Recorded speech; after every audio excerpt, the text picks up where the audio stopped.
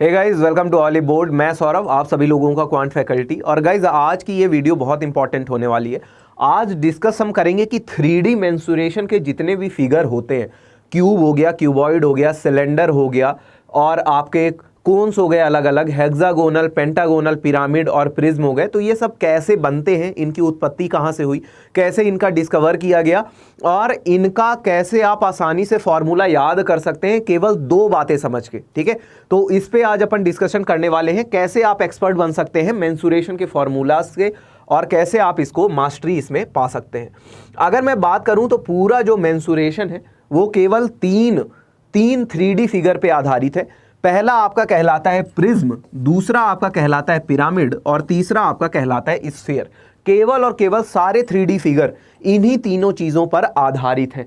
ठीक है, अगर हम बात करें पहली फिगर को, तो पहला फिगर आपका कहलाता है प्रिज्म फिगर। क्या कहलाता है? प्रिज्म, जिसे हम कहते हैं। प्रिज्म बनता कैसे है, अगर हम इस बात को समझें बड़े गौर से, तो जो आपका प्रिज्म होता है वो कोई भी अगर बेस है, कोई भी आधार है, अगर उस आधार को h ऊंचाई तक ऊपर खींच दिया जाए, अगर उस आधार को h ऊंचाई तक ऊपर खींच दिया जाए, तो वो जो एक 3D फिगर बनेगा वो कहलाता है प्रिज्म। जैसे आप अपने सामने देख सकते हैं, एक सर्कल है। ये क्या है? ऐसा सर्कुलर डिस्क है। इसको लेटा दीजिए तो आपका कुछ इस प्रकार से सर्कल एक दिख रहा है, जिसकी त्रिज्या यानी कि रेडियस r है। और अगर आप ये देखें तो ये एक सर्कुलर डिस्क है, और इस सर्कुलर डिस्क को मैंने एक तरह से ऐसे खींच करके इसको लंबा कर दिया, हाइट h। तो ये आपका बन गया सिलेंडर, यानी कि ये क्या है? सिलेंडर भी एक प्रकार का क्या है? ये एक प्रकार का प्रिज्म है।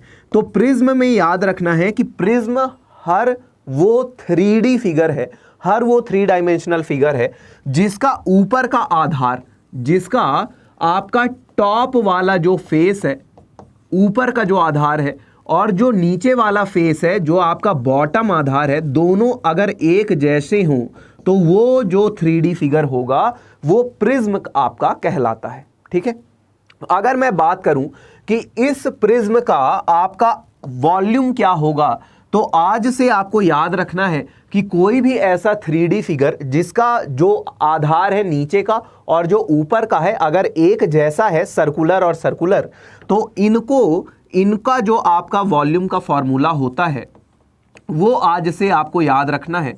वो होता है आधार का क्षेत्रफल गुणे ऊंचाई, यानी कि बेस एरिया इनटू हाइट होता है। क्या होता है? बेस एरिया इनटू हाइट आपका हुआ करता है। ठीक है, तो बस इतना याद रखना है। ठीक है, वॉल्यूम क्या होता है, इनका आयतन क्या होता है, आधार का क्षेत्रफल बेस एरिया इनटू हाइट हुआ करता है। ठीक है, तो प्रिज्म का आज से एक ही फॉर्मूला याद करना है, बेस एरिया इनटू हाइट।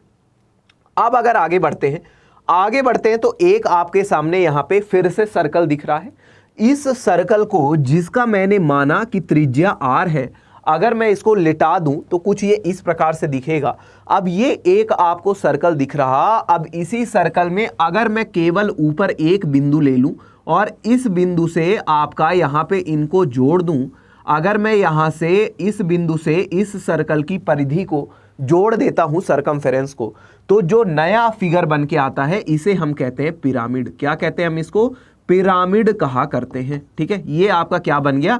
एक आपका सर्कुलर बेस पिरामिड, जिसको बाद में कोन नाम दिया गया। वैसे ये किसका भाग है? पिरामिड का। तो अब याद रखना है एक बात कि जो आपका पिरामिड होता है, पिरामिड में हमेशा यहां पे एपेक्स पे, यानी कि टॉप पे, जो आपका एपेक्स है, जो टॉप है, यहां पे केवल और केवल सिंगल वर्टेक्स होगा। क्या होगा? सिंगल वर्टेक्स आपका होगा। ठीक है, सिंगल वर्टेक्स होगा केवल ऊपर पे, एपेक्स पे एक ही पॉइंट होगा, है ना। और इस तरह के 3D फिगर को अपन कहते हैं पिरामिड। अगर मैं इसके वॉल्यूम की बात करूं, तो जो इसका वॉल्यूम होता है, ये केवल याद रखना है 1/3 लगाना है, और वही चीज आपका हो जाएगा बेस एरिया इनटू हाइट। क्या हो जाएगा? Base area into height. और ये आयतन का फॉर्मूला आ गया आपका किनका? जो कि आपके पिरामिड होते हैं। बात समझ में आ गई? चलिए, इसके बाद अगर हम बात करें तो अब देखिए, अब आप जितनी भी चीजें पढ़ते हैं सबका फॉर्मूला कैसे आता है।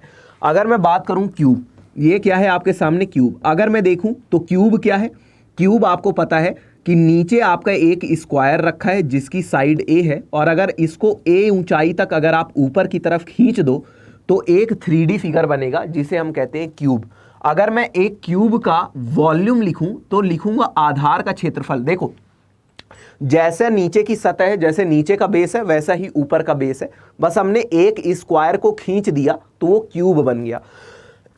अगर हम प्रिज्म का फॉर्मूला लगाएं तो वो होता है base area into height. Base है आपका स्क्वायर, बेस क्या है यहाँ पे, एक स्क्वायर है।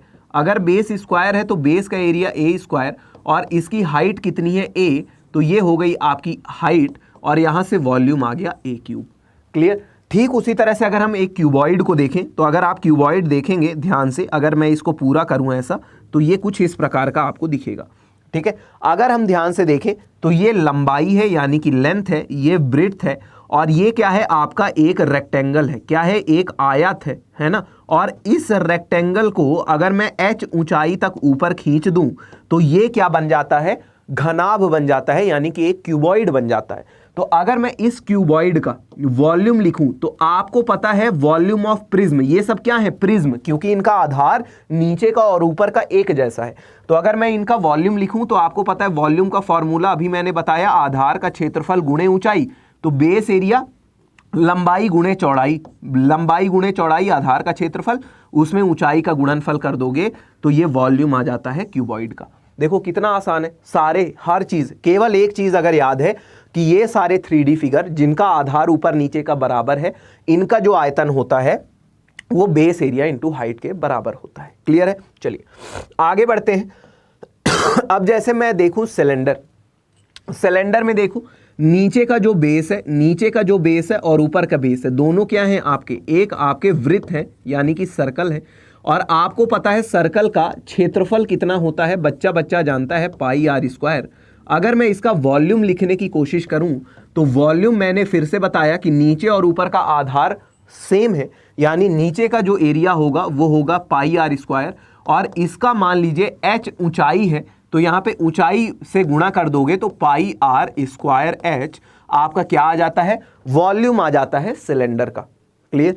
उसी तरह से अगर देखें, अब ये क्या है, मैंने जैसे बोला कि ये यहां से आपका शुरू होता है पिरामिड, ये क्या है, एक आपका पिरामिड है। पिरामिड में मैंने बोला, पिरामिड याद रखेंगे, पिरामिड जो होता है उसमें हमेशा नीचे आधार कैसा भी हो, ऊपर हमेशा एक ही वर्टेक्स आपका हुआ करता है। अगर ये वर्टेक्स हम देखें तो मैंने बोला था वॉल्यूम का जो फॉर्मूला होता है पिरामिड के लिए, पिरामिड के लिए जो वॉल्यूम का फॉर्मूला होता है वो होता है 1/3 बेस एरिया आधार का क्षेत्रफल इंटू हाइट। ये होता है आपका पिरामिड का वॉल्यूम। ठीक है, बेस एरिया इंटू हाइट। अगर मैं यहाँ पे बेस देखूं तो बेस है आपका कितना, ये एक सर्कल है जिसका अगर मैं त्रिज्या r मानूं तो एरिया होगी पाई आर स्क्वायर, तो बेस एरिया हो जाएगा पाई आर स्क्वायर, और इसकी ऊंचाई h है तो ये हो जाएगा वॉल्यूम एक कोण का 1/3 पाई आर स्क्वायर h। ठीक है, इसी तरह आप सभी का यहाँ पे फॉर्मूला लिख सकते हैं। देखिए कैसे लिख सकते हैं आप, आपके सामने दो फिगर है। ये हेक्सागोनल प्रिज्म है, क्या है ये, एक आपका हेक्सागोनल प्रिज्म है, ये क्या है, हेक्सागोनल प्रिज्म। और यहां पे आप अपने सामने देख सकते हैं एक हेक्सागोनल पिरामिड, क्या है, एक हेक्सागोनल पिरामिड। अब अगर आप प्रिज्म में देखें तो प्रिज्म में मैंने जैसे बोला कि नीचे का जैसा भी बेस होगा, नीचे का जैसा भी बेस होगा सेम ऊपर का भी बेस होना चाहिए। ठीक है, तभी वो क्या कहलाएगा, प्रिज्म। हमने क्या बोला, अगर इसका आयतन निकालना है तो पहले ये बेस का एरिया पता होना चाहिए, ये जो आपका आधार है इस आधार का क्षेत्रफल कितना है ये पता होना चाहिए। ठीक है, ये क्षेत्रफल पता होना चाहिए। अगर हम बात करें, ये एक हेक्सागन है, रेगुलर हेक्सागन है, तो आपको याद रखना है हेक्सागन की अगर मैंने साइड ए मानी, रेगुलर हेक्सागन है यानी सभी भुजाओं की लंबाई ए के बराबर है, तो अगर मैं इसका मानूं तो ये आपका क्या होता है, 6 इक्विलेटरल ट्रायंगल से मिलके बनता है। किससे बनता है, ये 6 इक्विलेटरल ट्रायंगल से मिलके बनता है। हेक्सागोन को याद रखेंगे 2, 3, 4, 5 और 6। ये 6 समबाहु त्रिभुज से मिलके बनता है। अगर इसकी भुजा ए है तो सारे समबाहु त्रिभुज की भुजाएं क्या होंगी, ए होंगी। और आपको पता है समबाहु त्रिभुज का जो एरिया होता है, इक्विलेटरल ट्रायंगल का एरिया, वो होता है √3/4 इंटू ए स्क्वायर। और यहाँ पे 6 समबाहु त्रिभुज है, यानी 6 से गुणा कर दो तो ये क्या आ जाता है आपका बेस एरिया। क्या आ जाता है आपका बेस एरिया आ जाता है किसका, एक हेक्सागन का, है ना, एक हेक्सागन का आपका बेस एरिया आ जाता है। ठीक है, अच्छा अगर आप इसको वॉल्यूम में लिखोगे तो वॉल्यूम में क्या लिखोगे, बेस एरिया। बेस एरिया यानी कि 6 गुणे √3/4 गुणे ए स्क्वायर। और अब यहां पे आप गुणा कर दो हाइट का, इसकी ऊंचाई मैंने माना h है, तो यहां पे हाइट का गुणा कर दोगे, यही वॉल्यूम का फॉर्मूला आपने अपने से बना दिया एक हेक्सागोनल प्रिज्म का। ये कितना आएगा, 3√3/2 ए स्क्वायर h के बराबर। ठीक है, ये आपका हो गया वॉल्यूम, ये आपका हो गया यहाँ पे वॉल्यूम किसका, हेक्सागोनल प्रिज्म का। ठीक उसी प्रकार से यहाँ पे भी आपका बेस तो उसी तरह है, यानी कि अगर आधार हेक्सागोनल प्रिज्म है तो अगर मैं इसका एरिया बात करूं तो एरिया कितना हो जाएगा, एरिया आपका होगा यहाँ पे 3√3/2 ए स्क्वायर। ठीक है, अगर मैं इसकी भुजाएं की लंबाई ए मानूं तो इसका बेस का एरिया कितना होगा आपका 3√3/2 ए स्क्वायर। लेकिन ये क्या है, पिरामिड। अगर मैं इसका वॉल्यूम लिखना चाहूं तो वॉल्यूम क्या होगा, 1/3। ठीक है, आधार का क्षेत्रफल, बेस एरिया, और इसकी मान लेते हैं कि इस बिंदु से ये ऊंचाई आपकी कितनी है, h के बराबर है, तो h से गुणा कर देंगे, ये इसका आयतन हो जाएगा। यानी अगर 3 से 3 काट भी दें तो यहाँ पे कितना आएगा, √3/2, यहाँ पे माफ करिएगा ए स्क्वायर होगा, ये होगा आपका ए स्क्वायर इंटू एच।